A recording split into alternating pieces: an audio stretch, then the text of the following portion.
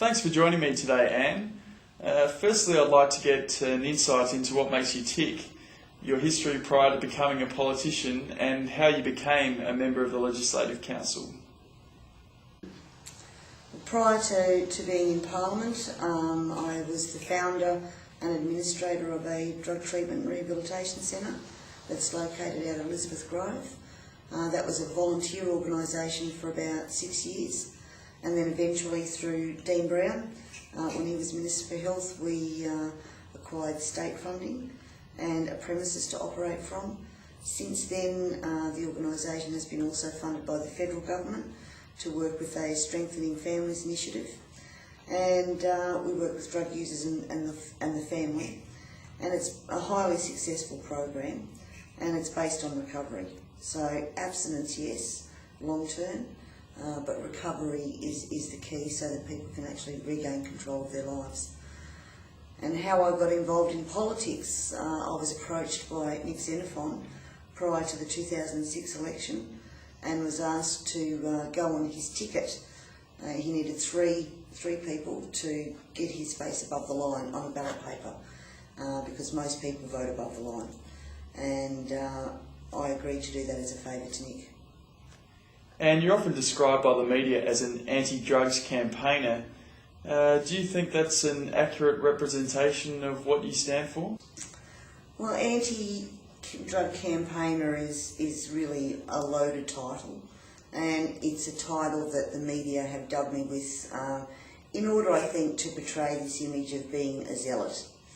But my question still remains to anybody: if you're not anti-drugs, then what are you? And when I ask that question of people in the media, they actually aren't able to come up with a reasonable answer. I'm anti-drugs, I'm not anti-drug users, and there's a huge difference between that. I believe in intervention, prevention, treatment and rehabilitation. What I don't believe in is this free-for-all that we've got at the moment. Our harm minimisation policy, which is to reduce supply, reduce demand and reduce harm, has been hijacked.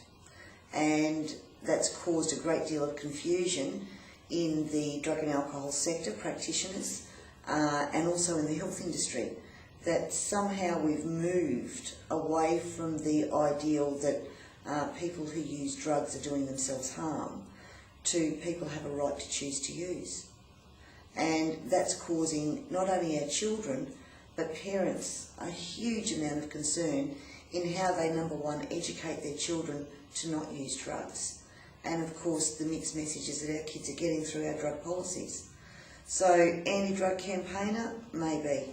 I'm more about preserving our children and ensuring that they have absolutely every opportunity to live in a safe environment, to be safe at school, to be safe in the streets, and also for that family unit to be united and tight in the belief that drugs do harm. No matter what the drug, no matter where it's used, no matter how it's used, there is harm that's done, and we must prevent that.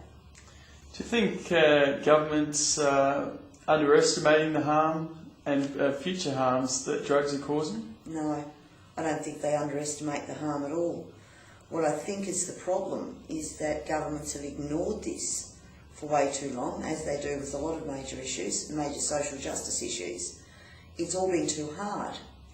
But what's happened now is governments now know that drugs are a serious health and mental health risk, and that to fix this problem now is going to take a lot of resources. And we went to sleep at the wheel. We dropped the ball, and now we have to play catch up. For governments now, it's easier to follow the harm minimisation line because that's a neutral cost exercise. And meanwhile, children, parents, families get the message that, we're losing the war on drugs, and nothing can be done, and we just have to live with this. This is a cop-out, and harm minimisation policy, as it is now, is a cop-out. And you're talking about the kind of drug education kids get in schools? I think the quality of our education is a huge issue. Not only the quality, but what we're seeing as important. Drug education in schools is nothing short of negligible, and it's negligent in some of the messages that it sends our kids. But in other areas of education as well, our kids don't know our history anymore. They're not taught how to read and write. Effectively, kids are going through our education system and getting into high school, and they're illiterate. And moving back to drugs, I'm interested to know how high our levels of drug use are in Australia, and particularly South Australia, compared with other jurisdictions. Well, South Australia is the cannabis capital of Australia, which is no proud tag to wear at all. And as far as Australia goes, we've got among the highest rates of drug use in the developed world. And I was recently at a conference in Sweden, and really Australia and our drug policy is not only seen as a bit of a joke, but it's also interesting to know that Australia's policy and what we do and don't do does have a global effect, that there is an overflow effect, and we're actually doing harm in failing to recognise that what we've done so far simply hasn't worked. And we've got a number of countries overseas that are now moving away from harm minimisation, that are moving more towards demand reduction, where police have a really proactive role to play, but not in so much as jailing drug users, but I guess taking the production, manufacture and distribution of drugs into hand and taking that seriously. Whereas in Australia, we've really lagged behind with that, and we have a serious problem. And if we don't recognise the problem, we're not going to change it. You know, the first stage of change is to recognise that there is a problem.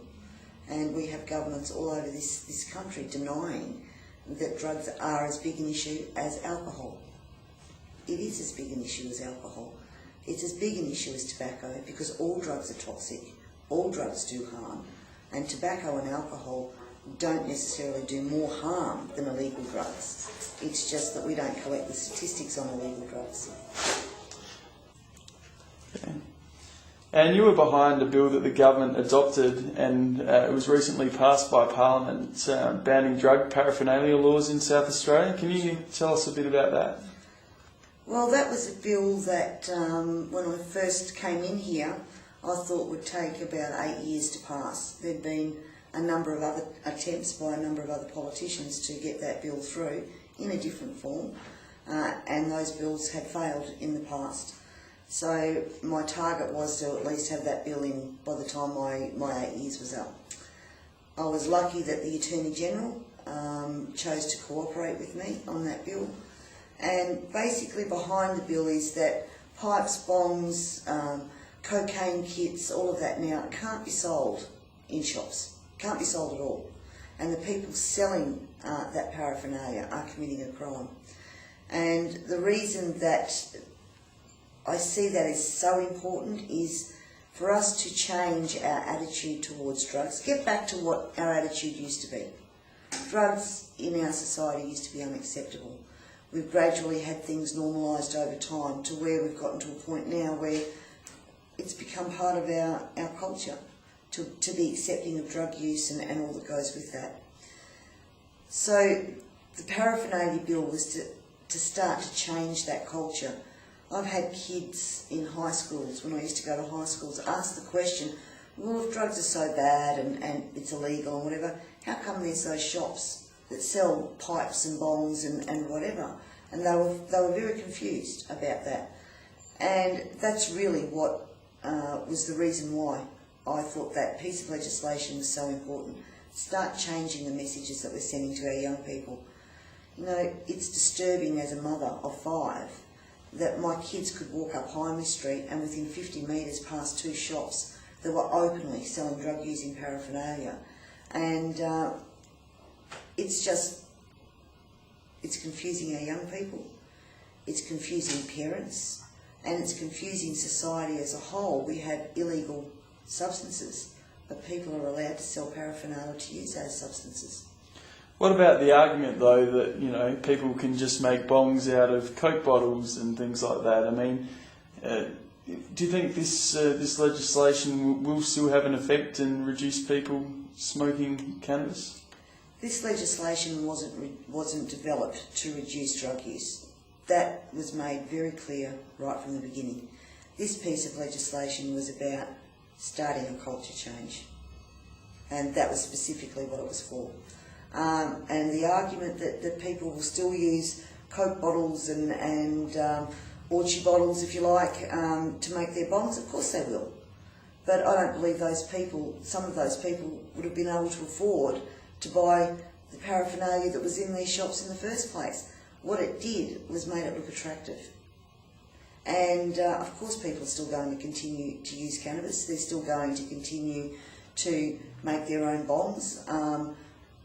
I even hear now they're making bongs out of apples. You know, where there's a will, there's a way.